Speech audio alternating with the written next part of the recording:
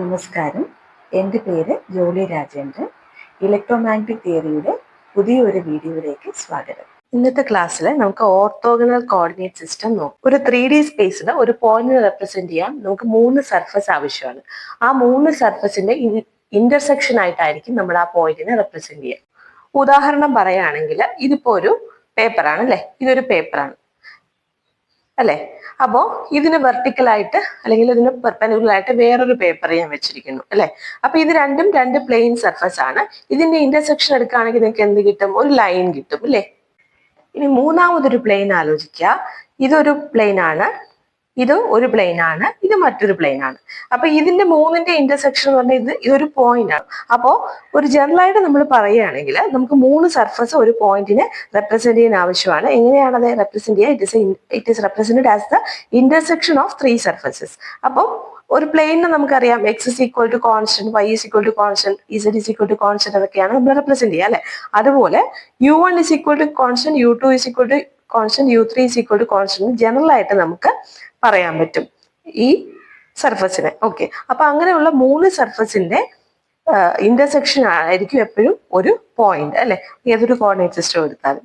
ഇനി എന്താണ് orthogonal coordinate system? Orthogonal എന്ന് പറഞ്ഞാൽ അതിന്റെ മീനിങ് എന്താണ്? പെർപെൻഡിക്കുലർ എന്നാണ് അർത്ഥം. അതായത് ഈ 3 സർഫസസും മ്യൂച്വലി പെർപെൻഡിക്കുലർ ആയിരിക്കുകയാണെങ്കിൽ അതിനെ നമ്മൾ എന്ത് വിളിക്കും? ഓർത്തോഗണൽ കോർഡിനേറ്റ് സിസ്റ്റം എന്ന് വിളിക്കും. ഓക്കെ, അപ്പൊ അതിന് എക്സാമ്പിൾസ് ആണ് Cartesian coordinate system, cylindrical coordinate system, spherical coordinate system. ഇതെല്ലാം എന്തിന് എക്സാമ്പിൾ ആണ്? ഓർത്തോഗണൽ കോർഡിനേറ്റ് സിസ്റ്റത്തിന് എക്സാമ്പിൾ ആണ്. അപ്പൊ നമ്മൾ ഈ 3 കോർഡിനേറ്റ് സിസ്റ്റം ആയിരിക്കും ഡീറ്റെയിൽഡ് ആയിട്ട് പഠിക്കുക.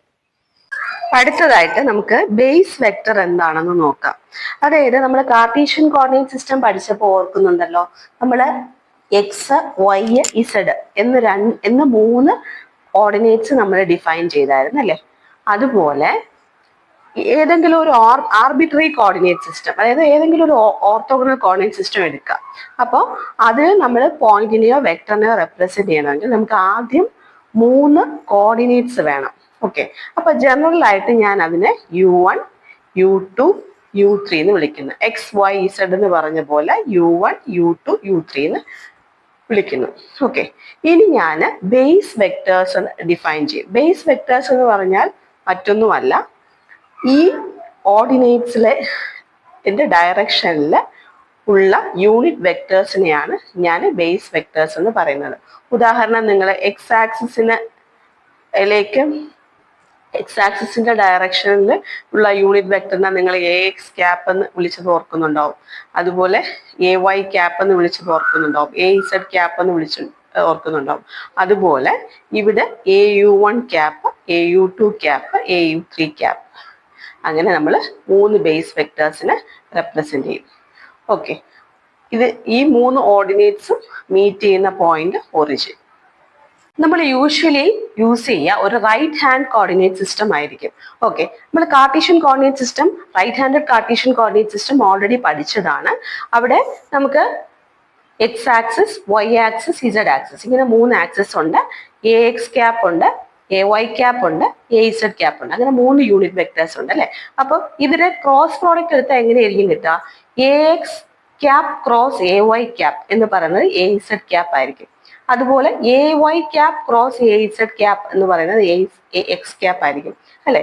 അപ്പോ ഈ ഓർഡർ തിരിഞ്ഞു വരികയാണ്. ഉദാഹരണം, ഇപ്പോ AY cap cross AZ cap എടുക്കുകയാണ്. അങ്ങനെയാണെങ്കിൽ എന്ത് കിട്ടും? നമുക്ക് -AZ ക്യാപ്പ് കിട്ടും അല്ലെ.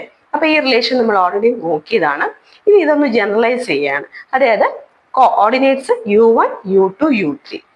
ഓക്കെ, അപ്പം AY1 cap cross AY2 cap എന്ന് പറയുന്നത് AU3 ക്യാപ്പ് ആയിരിക്കും.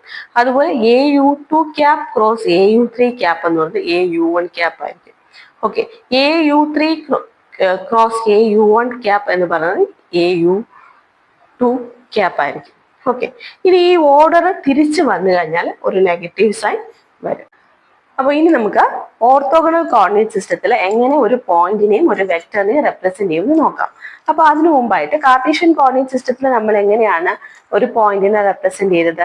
ഇത് എക്സ് ആക്സിസ് ആണ്, ഇത് വൈ ആക്സിസ് ആണ്, ഇത് ഇസഡ് ആക്സിസ് ആണ്. അങ്ങനെയാണെങ്കിൽ പോയിന്റ് P എന്ന് പറയുന്നത് എക്സ്, വൈ, ഇസഡ് ആയിരിക്കും അല്ലെ. ഇനി എങ്ങനെയാണ് നമ്മളൊരു വെക്ടറിനെ റെപ്രസെന്റ് ചെയ്തത്? Vector A is equal to AX into AX cap plus AY into AY cap plus AZ into AZ cap. ഇവിടെ AX എന്തായിരുന്നു? AX എന്ന് പറയുന്നത് X component of A, AY എന്ന് പറയുന്നത് Y component of A, AZ എന്ന് പറയുന്നത് Z component of A ആയിരുന്നു അല്ലെ. അപ്പോൾ ഒരു പോയിന്റിനെ നമുക്ക് ഓർഡിനേറ്റ്സിനെ വിത്ത് റെസ്പെക്ട് ടു ആണ് റെപ്രസെന്റ് ചെയ്യാൻ. ഇപ്പൊ ഈ കാർട്ടീഷ്യൻ കോർഡിനേറ്റ് സിസ്റ്റത്തിന്റെ കേസിൽ XYZ ആണെങ്കിൽ ഓർത്തോഗണൽ എനി ഓർത്തോഗണൽ കോർഡിനേറ്റ് സിസ്റ്റത്തിന്റെ കേസിൽ U1 U2 U3 ആയിരിക്കും.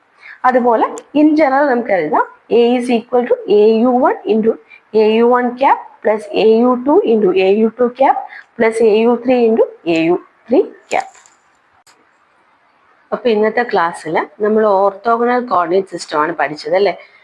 നമ്മൾ എന്താണ് ബേസ് വെക്ടേഴ്സ് എന്ന് നോക്കി, എങ്ങനെയാണ് ഒരു പോയിന്റിനെയും ഒരു വെക്ടറിനെയും ഒരു right handed coordinate system orthogonal coordinate സിസ്റ്റത്തിൽ റെപ്രസെന്റ് ചെയ്യുമെന്ന് പഠിച്ചു.